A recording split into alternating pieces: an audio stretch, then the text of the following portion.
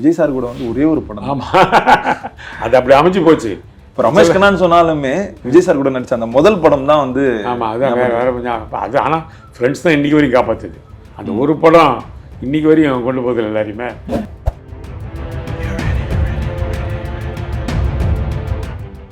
கல்யாணத்துக்கு கூப்பிடலான்னு யசோந்த் சொன்னேன். முருகா ஸ்டோர் நான் சொன்னேன், நான் வரமாட்டார். 2000 பண்ணேன், இப்போ 18 ஆயிடுச்சு, 18 வருஷம். அதுக்கப்புறம் படமே பண்ணல அவர் கூட. இல்லை வாங்க அப்படின்னு போனால் என்ன போலீஸ்காரங்க வந்து என்னை திட்டி, ஏன் சார் சொல்ல, எனக்கு என்ன சார் தெரியும், விஜயெல்லாம் வரணும் எதிர்பார்க்கவே இல்லை சார், அவராக வந்துட்டார் அப்படின்னு பார்த்தா வெளியே பார்த்தா 2 ஹவருக்கு லைன்னாக நிற்குது டிராஃபிக்கு. ஸோ இப்போ விஜய் சார் வந்தது வந்து உங்களுக்காக வந்தாரா இல்லை உங்கள் மகனுக்காக வந்தாரா? என் மகனுக்காக, எனக்காக வரல. என் மகன் ஒர்க் பண்ணால் ஒரு அசிஸ்டன்ட் ரைட்டருக்காக தான் வந்தார். அந்த ஏன்னா அவர் அந்த கஷ்டப்படுறவங்க பார்த்தா ஒரு நல்ல இறக்க குணம் இருக்கு அவர். அது ஒரு பெரிய கிஃப்ட்டு இல்லையா? அவர் வந்தது மறக்க முடியாத நிகழ்ச்சி ஆயிடுச்சு இல்லை விஜய் வந்தது. அஜித் வந்திருப்பாரு, ஆனால் என்னன்னா ஃப்ரெண்ட்ஸ் படம் வந்து ஒரு மிகப்பெரிய வெற்றினே சொல்லலாம், பிரம்மாண்ட வெற்றினே சொல்லலாம். அதுக்கப்புறம் ஏன் விஜய் சார் கூட வந்து இந்த சேர்ந்து படம் எப்பா நிறைய இருக்கு டேட்ஸ் கேட்டாங்கப்பா, சான்ஸ் எல்லாம் போச்சுப்பா. ஆக்சுவலாக பார்த்து சூர்யா உன்னியத்து படம் இருக்குல்ல, விஜய் தானே பண்ணலாம். அது விக்ரம் சார் டைரக்ஷனில், அதுலேயும் நான் தானே பண்ணேன். இப்போ அது பண்ணி தானே விஜயோட 2ஆம் படம் பண்ணியிருப்பேன்ல.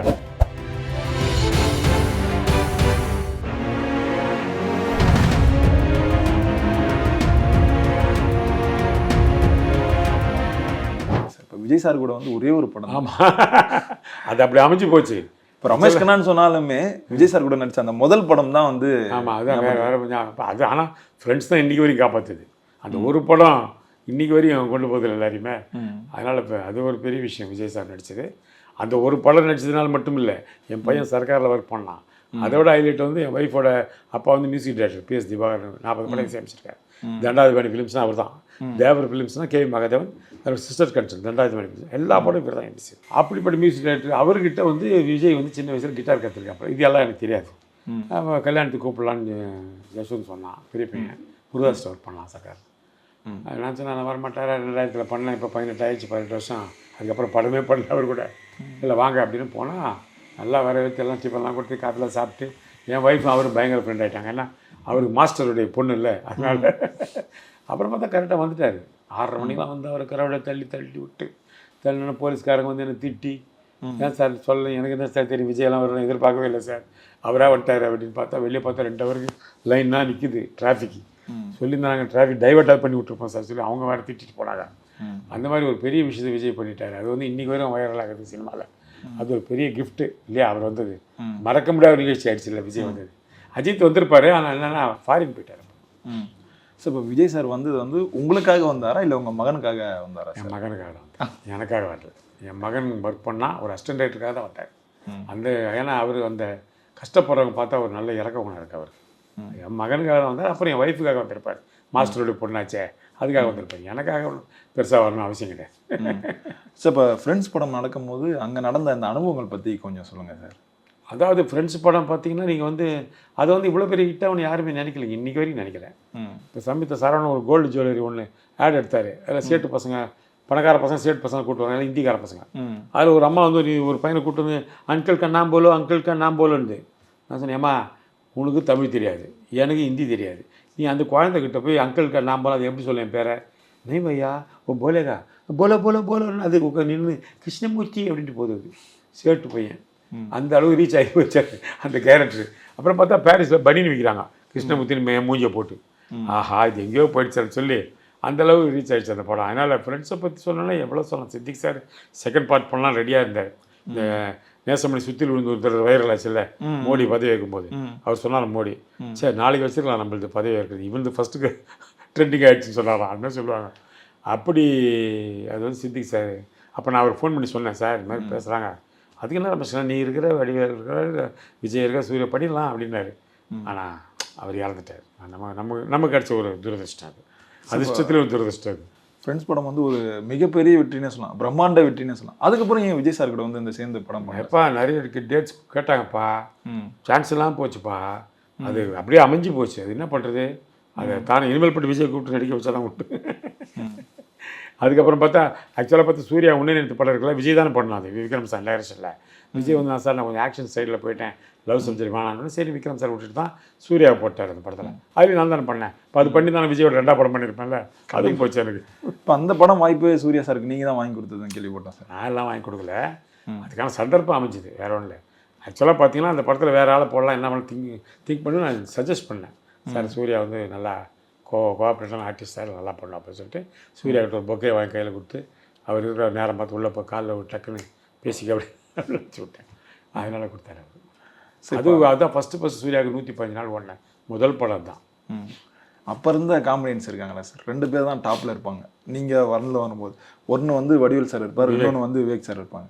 இப்போ இவங்க 2 பேர் கூட சேர்ந்து ட்ராவல் பண்ணியிருப்பீங்க. இப்போ வடிவேல் சார் பற்றி பகிர்ந்த அனுபவம் சொல்லுங்கள் சார். வடிவேல் வந்து ரொம்ப எக்ஸ்ட்ரானரி ஆர்டிஸ்ட். அவன் ஏன் இப்போ கூட நடிக்காமல் தெரியல, ரொம்ப எக்ஸ்ட்ரானரி ஆர்டிஸ்ட். அந்த பாடி லாங்குவேஜ் அந்த ஸ்டைல் நமக்கு கிடைக்காது.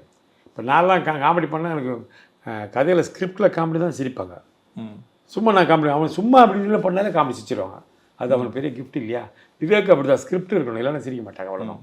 அதனால் வடிவேல் அது மாதிரி விவேக் எனக்கு வந்து சரி படத்துக்கு வரதுக்கு முன்னாடி ஃப்ரெண்ட். நான் தான் அவனை ஃபஸ்ட்டு ஆரத்தி அடிங்கள ஒரு த்ரூ அவுட் கேரக்டர் கொடுத்தேன். அது அந்த மனதில் ஒரு முடிஞ்ச பிறகு அப்போ ஹியூமர் கிளப்பில் மெம்பர்ஸ் நாங்கள்லாம் அப்படி தான் பழக்கமானோம் நாங்கள். அப்போ பாலத்து சார் சொன்னார், விவேக் ஒன்று வந்து நான் ஏ சென்டர் மட்டும் தான் கூட்டு போயிருக்கிறேன், ரமேஷ் கண்ணா ஆரத்தி 3 பிஎன்சிக்கு கூட்டு போயிட்டான் அப்படின்னாரு. அந்த மாதிரி நாங்கள் ஃப்ரெண்ட்ஸ் நம்ம டாப் டக்கர் சீரியல் பண்ணோம். நான் லாஸ்ட்டில் வந்து ஒரு எப்பிலோக் வருவோம், நானும் விவேக்கும் as a director as actor பேசுவோம். அது எக்ஸ்ட்ரானரியாக போச்சு அந்த நேரத்தில் சன் டிவியில் பெரிய லெவல் போச்சு. அந்த காமெடி தான் சார் பார்த்துருப்பேன். நீங்கள் வந்து அதில் டேரக்டராகவே இருப்பீங்க, இந்த சைடு வந்து விவேக் சார் வந்து ஒரு ஆக்டராக இருப்பார். அவர் 2 பேரும் பின்னாடி திட்டிட்டு வாங்க சார் உங்களால் தான் எல்லாமே நடந்தது. பயங்கரமாக அது பெரிய விஷயம். அது அது மாதிரி எல்லா எபிசோடும் பார்த்தீங்கன்னா லாஸ்ட்டில் ஒருத்தர் வாரிக்கினே இருப்போம் திருப்பி. அது மாதிரி கொண்டாந்து பால் கொடுப்பான், அதை குடிச்சிட்டு இருப்பேன். நாய் மறைக்கும், ஏன்டா நாய் மறைக்குது விவேக் அப்படின்னுவேன். இல்லை சார் அது நாய் அதில் தான் குடிக்கும், நீங்கள் அதுக்கு குடிக்கலாம். அந்த மாதிரி செம காமெடி பண்ணியிருப்போம் நாங்கள். அது எப்பிலோக் வந்து ஹைலைட்டு. இந்த உலக சினிமா பாஸ்கர்னு ஒருத்தருக்காரு, அவர் அதை தான் சொல்லுவார், சார் டாப் டக்கர் சீரியல் காமெடி தான். இந்த ஃபஸ்ட்டு சீரியல் த்ரூ அவுட் காமெடியாக சீரியல் வந்து அது ஃபஸ்ட்டு அதுதான். ஆனால் அதில் எப்பிலோக் பண்ணுறீங்க பாரு, அது இன்னும் ஹைலைட் சார். பொண்ணில் லெட்டர் நிறைய இருக்கும். விவேக் ஒரே பாராட்டு லெட்டர் வந்து குவிஞ்சிச்சு விவேக் எனக்கு. எப்படி சார் முதல் எபிசோட் இவ்வளோ வருது உங்களுக்கு? அது என்னோடய டைரக்ஷனோட திறமை பாரு, எப்படி பாரு எவ்வளோ லெட்டர் பாரு. ஒன்று எதுவும் படிக்கிறேன், அதான் வந்துச்சு இல்லை படிக்காது, சும்மா ஒன்று படிக்கிறேன் சார், இல்லை வேணும்னு எடுத்து படிச்சிடுவான். உங்களோட டைரக்ஷன் ரொம்ப பிரமாதமாக இருக்கிறது. பரவாயில்ல சார், உங்களுக்கு நிறைய ஃபேன்ஸ் இருக்காரு. எங்கே வந்து பார்த்தா ஷோபா ரமேஷ் கண்ணா உங்கள் வீட்டில் நீங்களே அனுப்பிச்சிக்கிங்க லெட்ரு, அதை குவிச்சு வச்சுக்கீங்களா சார். சார் இப்போ வடிவேல் சார் கூட நடித்த கோ ஆர்டிஸ்ட்லாம் இருக்காங்க சார், எல்லாருமே வடிவேல் சாரை பற்றி இந்த தவறாக தான் சொல்கிறாங்க. சரி, ஒருத்தர் மட்டும் தான் இது வரைக்கும் வடிவேல் சார் கூட நடித்து தவறாக பேசாது ஒரே ஆள்னா நீங்கள் மட்டும்தான். இல்லை அவங்க மேலே தவறே கிடையாதுங்க. அவன் என்ன ஆர்டிஸ்ட் தானே, அவன் மேலே என்ன தவறு இருக்குது? அவன் நல்லா மார்க்கெட்டுக்கு சம்பளம் வச்சு கேட்குறான் போல, அது சிலவனுக்கு பிடிக்காது. நீ அவர் இப்போது நீ சம்பளம் காட்டோட கொடுக்குற தகுதி தானே கொடுப்பாங்க, இல்லை கொடுக்க மாட்டாங்கல்ல. அவரை போய் தப்பாக சொல்கிறதுக்கு ஒரு வாய்ப்பும் கிடையாது. இப்போ கூட நடிகர்லாம் இருந்தாங்களே சார், இப்போ அவங்களாம் வந்து வடிவேல் சார் வந்து எங்களை இந்த மாதிரிலாம் டார்ச்சர் பண்ணாங்க அதெல்லாம் சொல்லலாம். ஏன்னா இப்போது யாருக்குமே எந்த மனிதனுக்கு திருப்தி இருக்குது சொல்ல பார்க்கலாம். நம்ம எவ்வளோ கொடுத்தாலும் திருப்தி இருக்காது இல்லையா. இல்லை அதனால குறைகள் சொல்கிறதுக்கு வாய்ப்புகள் இருக்குது. இப்போ கூட நடிச்சிருப்பாரு, அவர் ஒரு கேரக்டர் கிடச்சிருக்காரு, இது மாதிரி நம்ம கொடுக்க கோவம் வரும். இப்போ என்ன லிங்காவில் போடல, அதுக்கான ரஜினி சாரையும் ரவிக்குமார் சாரையும் குறை சொல்ல முடியுமா? அவங்க அந்த படத்துக்கு சந்தர்ப்பம் அமையல, அவ்வளோதான். அப்படி நினச்சிட்டு போனோம். அதான் சொல்கிறேன், கணிதன் பூங்குன்றம் எழுதுன ஒரே வார்த்தை தான், யாதும் ஊரே யாவரும் கேளு நன்றும் தீதும் பிறத்திர வாரா. அந்த யாதும் ஊரே யாவரும் கேளு ஐநா சபையில் வச்சுருக்காங்க, இன்றைக்கி வரைக்கும் வச்சுருக்காங்க. ஐநா சபையில் ஒரே தமிழ் வார்த்தை தான். அவர் சொன்ன மாதிரி நன்றும் தீதும் பிறத்திர வாரா. நமக்கு டைம் இருந்தால் கரெக்டாக வரும். அது ரஜினி சார் சொல்லுவார் அடிக்கடி, பாரது பப்பது பாரதுன்னு. என்ன சார் பப்பான்றீங்க ரமேஷ் கண்ணா, கிடைக்கிறது கிடைக்காம இருக்காது, கிடைக்கவே கிடைக்காது, அதான் உண்மை. நம்ம யாரையும் குறை சொல்லி போயிடணும் கிடையாது, சும்மா நம்ம ஒருத்தர் பேசிக்கலாம், அவ்வளோதான். சார் இப்போ வந்து விவேக் சார் வந்து நம்ம கூட இல்லை, இப்போது ஒரு மக்களாகவே எல்லாருக்குமே ஒரு வருத்தம் தான். ஏன்னா விவேக் சார் இருந்தால் இன்னும் நிறைய இடத்துல வந்து மரங்கள் நட்டு வச்சுருப்பாரு, நாட்டுக்கு வந்து ஒரு நல்லது பண்ணியிருப்பாரு இருக்கும். உங்களுடைய நண்பர் வந்து அவர் இல்லாத அந்த வருத்தம் எப்படி சார்? கண்டிப்பாக இருக்கும், இல்லாமல் இருக்குமா? ஏன்னா எவ்வளோ பேர் நண்பர். அதாவது நாங்கள் 2 பேரும் ட்ராவல் ஆன மாதிரி யாருமே ட்ராவல் பண்ணிட மாட்டாங்க. சீரியல் ஆகட்டும், அது மாதிரி எங்கே போனாலும் ப்ரொடியூசரை பார்த்தோன்னே விவேக்கை பார்த்தோன்னு என்னப்பா என்ன விஷயம், ரமேஷ் கண்ணா கதை வச்சுக்கிறான் அதானே அப்படின்றாரு. நான் எங்கே போனாலும் டைரக்டர் என்னப்பா விவேக் கேரக்டர் அதானே அப்படி நாங்கள் ஒருத்தருக்கு ஹெல்ப் பண்ணிகிட்டே இருந்தோம் ரொம்ப காலமாக. அவருடைய இழப்பு நமக்கு ஒரு பெரிய லாஸ் தான். அது என்னோட ஒரு 5 வயசு 10 வயசு சின்ன பையன் அவன். அப்படி ஆயிடுச்சு லைஃப். பெரிய ஆர்டிஸ்ட் அவன், பெரிய ஜீனியஸ். மியூசிக் பண்ணுவான், பாடுவான், எழுதுவான், எல்லாம் இருக்குது அவனுக்கு. டேலண்ட் எவ்வளோ இருக்குது அவனுக்கு. சார் ரொம்பவே நன்றிகள் சார் எங்களோட இவ்வளோ நேரம் பகிர்ந்தமைக்கு. நன்றி சார். Thank you very much.